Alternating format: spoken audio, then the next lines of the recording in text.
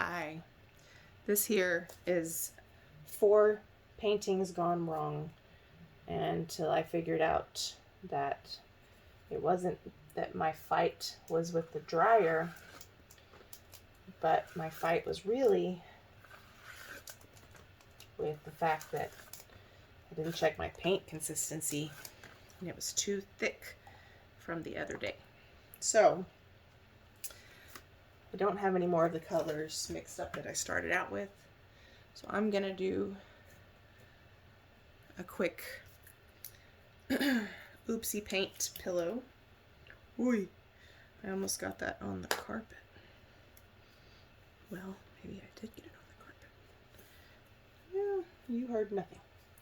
And this is thick. Ooh, very thick. This is very thick oopsie paint. I got it. Look at that. Got it Home Depot. And I mixed it up and put it in a bottle. It's still very thick. And that's a lot of it too, so give me just a second. I've been kneeling in this spot for 40 minutes or so. And I need to move around. Okay, so I used up all my Chantilly lace. And my hot orchid I had mixed up, and the hot orchid was the one causing the consistency issues because you can see it's thick. So I'm just gonna use up what's left in here of these two, and I'm just gonna honestly throw some random stuff, colors that may or may not go together. This is my practicing on going bigger and using a different dryer to blow things out. And so far I'm not having the most wonderful success. And since I'm using this yellow type pillow, I don't really know if that's yellow, but I'm going to use maybe some warm tones in case it peeks through. So this is Autumn Leaf by Colourarte. Probably a fave of mine, which is weird because I don't even really like brown until most recently. But here we are, like an autumn leaf. And hold on. I have been sitting like that for so long that I can't sit like that anymore. I typically like to try and layer colors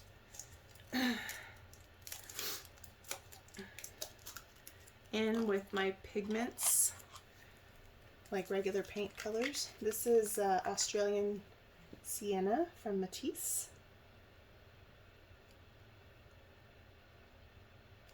It's honestly a beautiful color. I would have probably never ever bought that color. It's amazing how painting can really change your interest in colors. This is Mango Mamba from Colourarte. Another just beautiful color.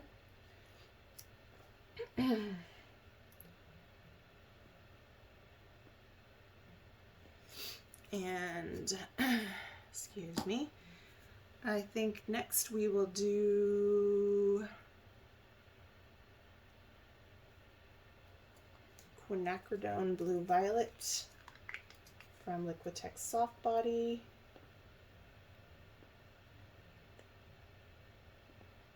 Hopefully that's not going to be muddy.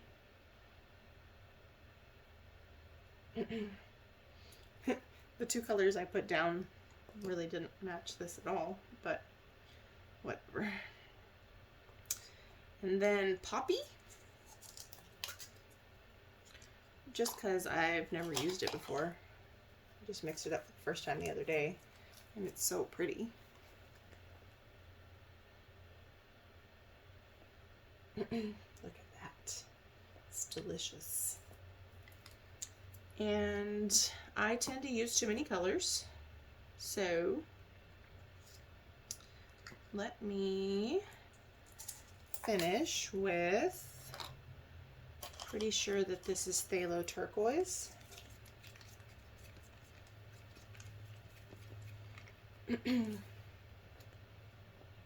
From Golden.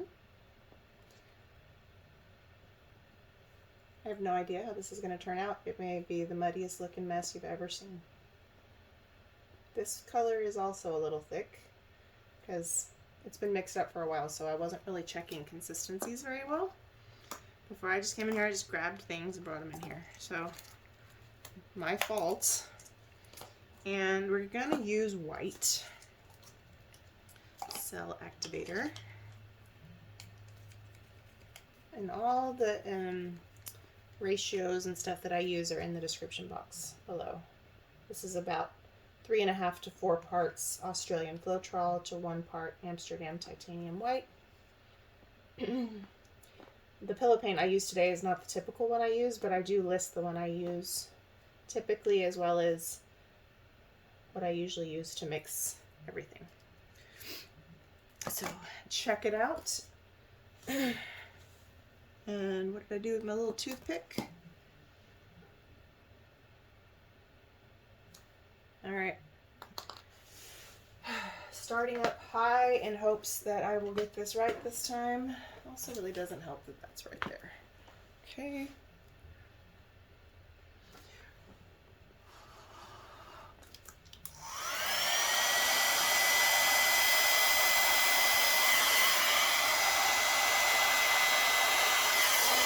Okay, not working.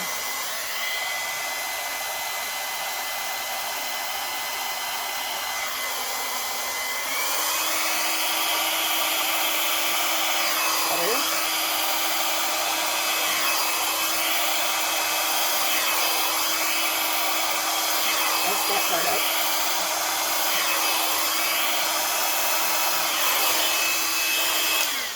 Okay, so I definitely messed part of this up. However, you don't know what I've been doing for the last 40 minutes and how horribly wrong it's been going. So I think I finally figured out something and I'm making some breakthrough. Colors are pretty dynamic, I must say.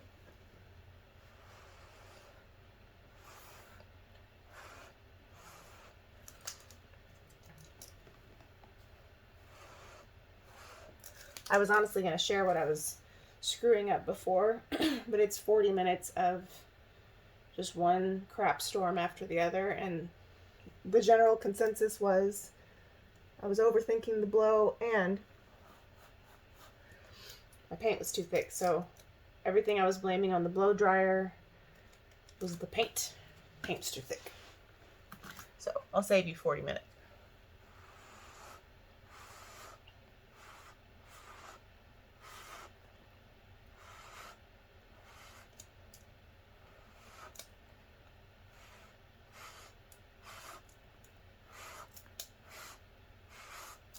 These colors are pretty remarkable together though, huh?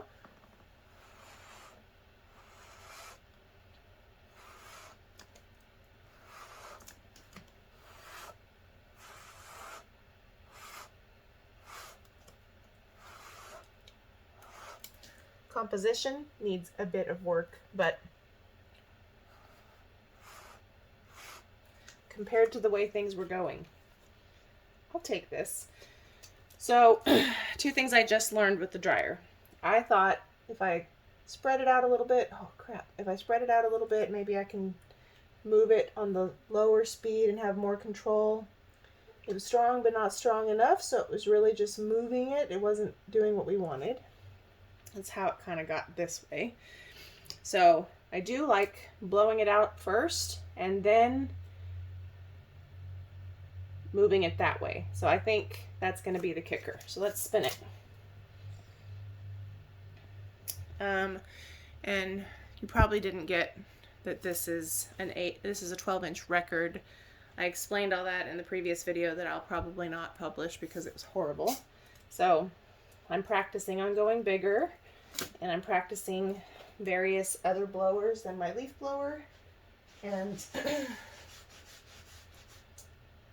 because the leaf blower is really good for like small tiles. So I'm practicing that, and I'm practicing blowing things out myself versus using the tools. So today was practicing this little dryer. It honestly works really well once you kind of get the when to blow it, how, all of those things. Had my paints not been too thick on the last pour, it would have probably been perfect. So these colors I was very sketchy about using together. I had them in my head that they would go really well or they would get really muddy.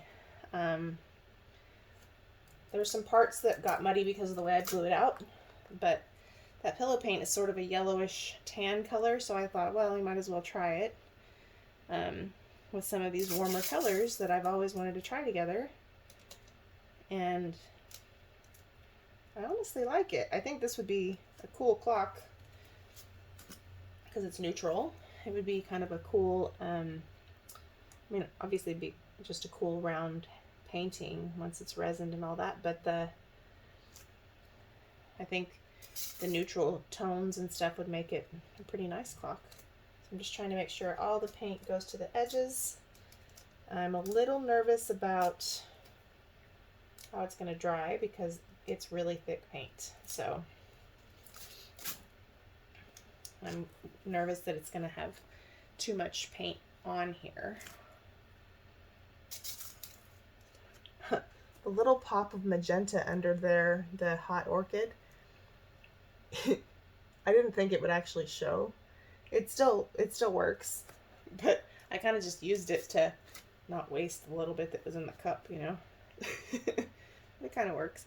The white cell activator definitely picked up the color around it, so it looks sort of like having a tan cell activator. We are getting some wonky cells just because of spinning a lot. I don't know how well you can see those. They look like drips. But once you resin it and the shine from the pigments comes through, I think it'll still look kind of neat. Composition wise, there's a lot of things I would have wanted to see different. I would like there to be tight little cells and lacing and all that. Because of the way I blew it out, we don't have that. But if you would have seen the 4 epic disasters before I started filming this, you would appreciate why I don't hate this. I don't love it, but I mean, once you get some Colourarte in there and you have those beautiful sparkly sparkles, it's kind of hard to not like what you're doing. So I would also like to try, like the cell structure. Let's talk about that for a second. The cell structure, I don't know how well you can see that. More lacing than cells.